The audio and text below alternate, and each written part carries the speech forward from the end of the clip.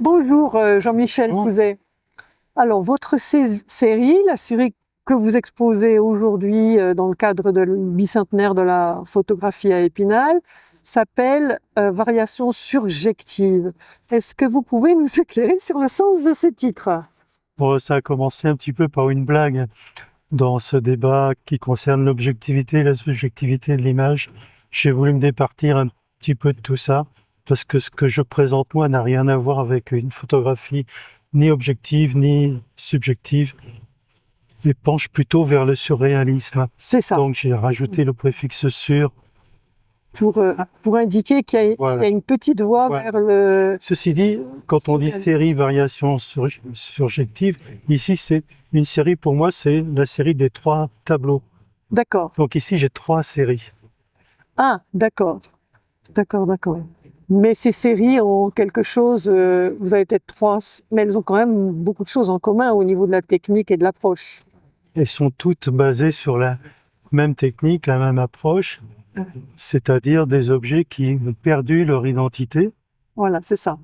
et qui nous forcent à aller complètement ailleurs que leur propre identité. D'accord. Vos photos, celle-ci et puis probablement les autres aussi, sont toujours présentées en duo avec un texte. Le texte est souvent poétique. Comment se passe votre processus de création? Commencez-vous par les images ou par le texte?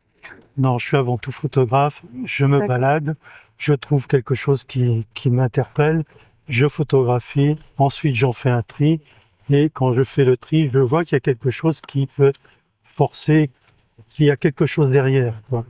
Et à ce moment-là, ça se déclenche. Il y a un tri qui est fait, et il y a un texte qui commence à s'élaborer. Un texte qui est purement surréaliste aussi, Oui, qui n'a rien à voir avec une description d'image, quoi. absolument. C'est pas une légende, c'est même de la grande dérision. D'accord. Mais il y a plein de petites références, aussi littéraires ou cinématographiques ou de la chanson. Bien sûr, ou artistique dans le sens plus général. Donc en fait, vous attendez de finaliser votre image pour laisser votre inspiration, votre créativité se mettre au service du texte. Vous attendez que l'image soit terminée avant de travailler le texte, de proposer Oui, un texte. mais l'image, elle est terminée à la prise de vue. Voilà. Je ne fais rien d'autre que de la prise de vue. Une prise de vue un peu spéciale, parce que c'est toujours des gros plans Bien sûr.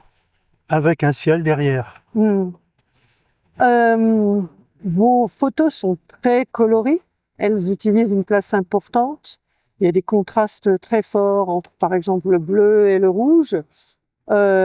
Comment choisissez-vous les couleurs et est-ce que vous les travaillez un petit peu pour obtenir ce Je ne rendu? choisis rien, je me laisse porter par ce qui m'interpelle dans mes rencontres fortuites du dimanche, dans des lieux où il y a toujours beaucoup de couleurs, effectivement, des formes, des arrondis et beaucoup de lumière. Il me faut ces critères-là pour avoir cette photographie-là. Mais il n'y a pas de retouche, c'est plein format, il n'y a pas de mise en scène, c'est une photographie bien réelle. C'est pas de l'abstrait, hein, c'est Oui. purement figuratif. C'est Oui. bien Sauf réel. que quand on les voit, on a quand même un peu l'impression que c'est un petit peu abstrait, dans la mesure où ces objets du quotidien que vous photographiez, on ne les reconnaît pas sur vos images. Et tant mieux. Oui, mais alors, comment vous débrouillez-vous pour justement effacer leur identité et ne garder que leur forme ou leur couleur? C'est la prise de vue. La prise de vue, c'est le gros plan qui nous fait perdre des liens avec son environnement. Et ce gros plan, un peu spécial avec le ciel derrière, qui replace en fait l'objet dans un nouveau paysage, et ça force encore un peu plus sa nouvelle histoire. Et une nouvelle dimension aussi. Oui. Comme une dimension de paysage, en fait. Totalement surréaliste. Tout à fait. En masquant la nature de ces objets, quelle réaction souhaitez-vous provoquer chez le spectateur, celui qui regarde vos photos? Mais se dire que, en fait, on peut aussi faire de la photographie d'objets qui ne sont plus réels. Ouais. Que la photographie peut se dispenser du réel. C'est cette interrogation-là, finalement. Intéressant. Je prends l'exemple de la photo que vous avez intitulée Montrouge.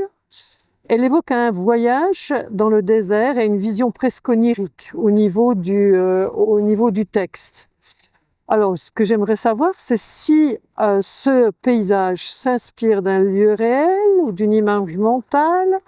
Est-ce que vous pouvez nous partager l'émotion ou l'histoire qu'il y a derrière cette série? Je vais vous décevoir parce que ce Montrouge n'a rien à voir avec un Montrouge. Ouais. C'est un toboggan en fait. C'est des gros tuyaux rouges en plastique dans lesquels les enfants s'engouffrent. Et le téton qu'on aperçoit, c'est une vis avec son cache.